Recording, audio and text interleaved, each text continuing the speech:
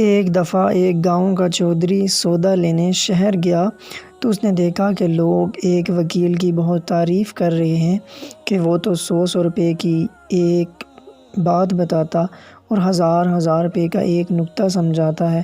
چودھری نے سوچا کہ ہم بھی اس وکیل کی کوئی بات سن آئیں تو اچھا ہو۔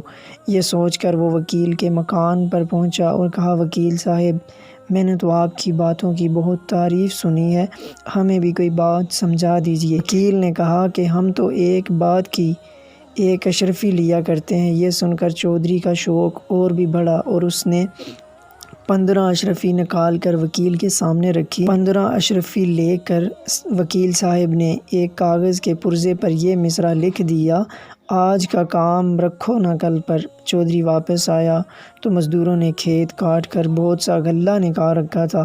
شام کو وہ چودھری سے مزدوری لینے آئے تو اس نے کہا کہ اس اناج کو گھر میں پہنچاؤ گے تو مزدوری ملے گی۔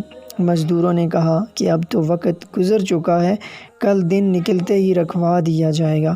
چودھری نے کہا کہ بھائیو، میں نے تو آج ہی یہ بات 15 اشرفیاں دے کر سیکھی ہے، بس میں تو آج ہی رکھواؤں گا۔